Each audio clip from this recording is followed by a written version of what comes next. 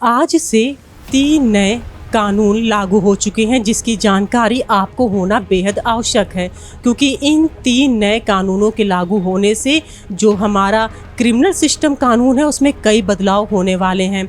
आखिर ये 3 नए कानून क्या हैं, 1 बाय 1 यानी एक एक करके हमें समझाएंगे प्रमोद कुमार मिश्रा जी, जो कि वरिष्ठ एडवोकेट हैं।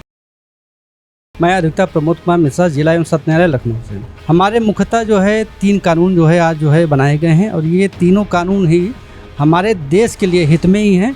इनको समझने की और आने वाले समय में धीरे धीरे इस पर ड्राफ्टिंग हमको करने की ज़रूरत है, क्योंकि आप ये समझ रहे होंगे 75 साल हो रहे हैं। 75 साल से आपके ये जो कानून बनेंगे हैं IPC, ये अंग्रेज़ों द्वारा बनाए गए थे, उनको हमारे ऊपर इम्प्लीमेंटेशन किया गया था, उसी लागू किया गया था। उसी के आधार पर आज तक की दंड प्रक्रिया संहिता उस पर चल रही थी।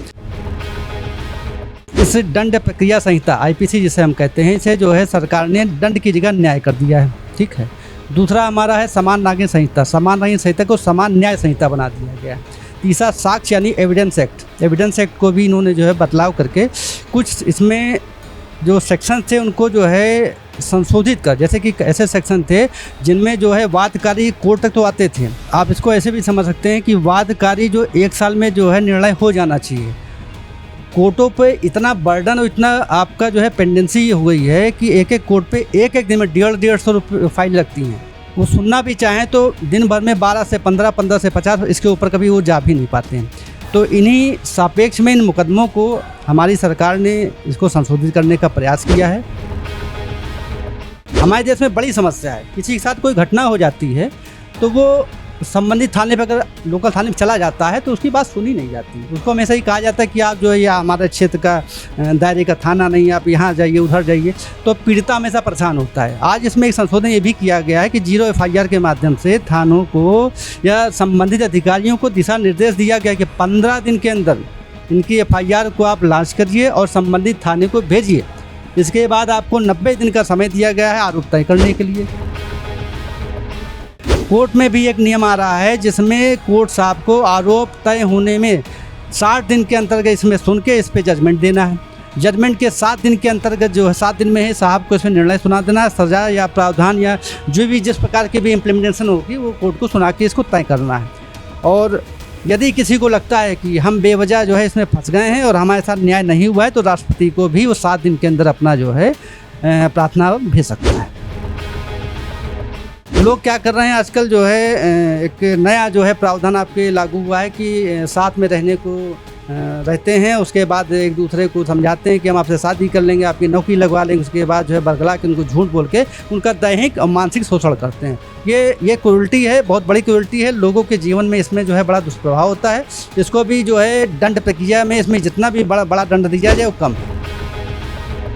पहले बयान जब होते थे तो पहले बयान जो है जो सापेक्ष अधिकारी होता था उसके संपर्क में होते थे, लेकिन इसमें बड़ा प्रावधान ये किया गया है कि महिला अधिकारी के समक्ष होंगे और परिवार का कोई भी सदस्य, माता पिता, भाई बहन या रिश्तेदार के समक्ष ही कर सकते हैं। कि बिलो 7 साल के अंदर के जो अपराध थे उनकी जो है और जो गंभीर प्रवृत्ति के अपराध है, इसमें जो है 90 दिन के अंदर आरोप पत्र जो है पुलिस को जो है कोर्ट में सौंपने होते थे। ये 90 दिन से जो है इसको घटा के 60 दिन कर दिए गए।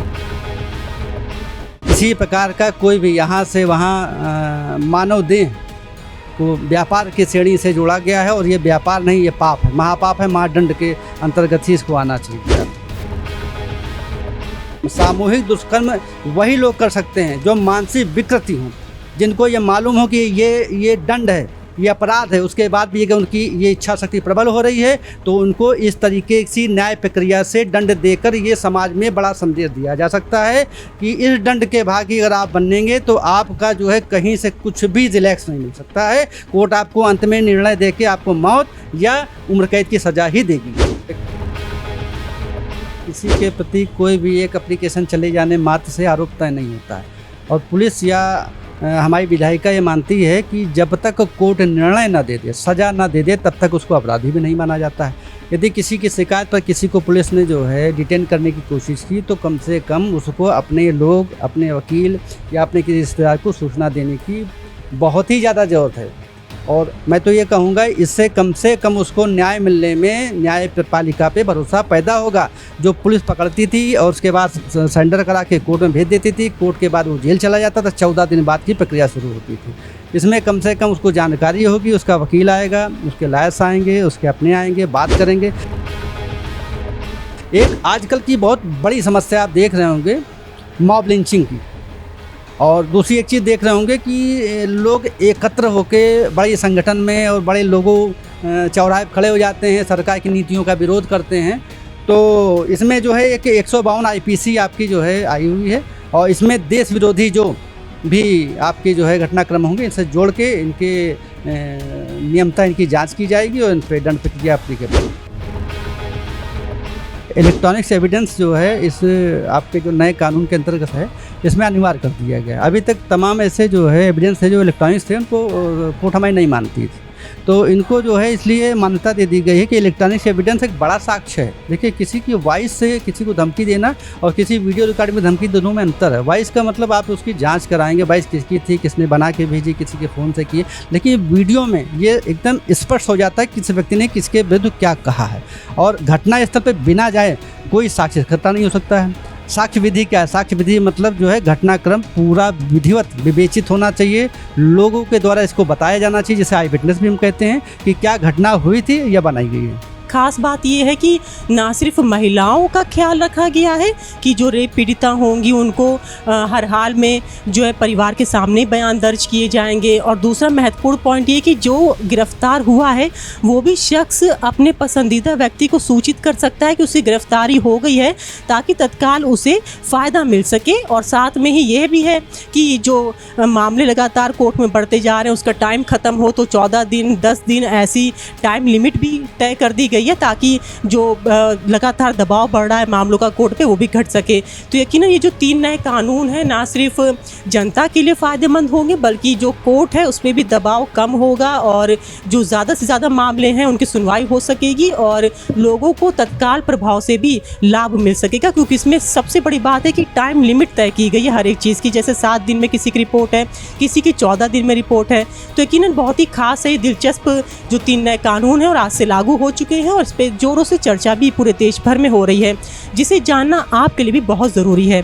तो ऐसी और जानकारी जुड़े मेरे साथ, मैं लखनऊ से अंजलि सिंह राजपूत, न्यूज़ 18।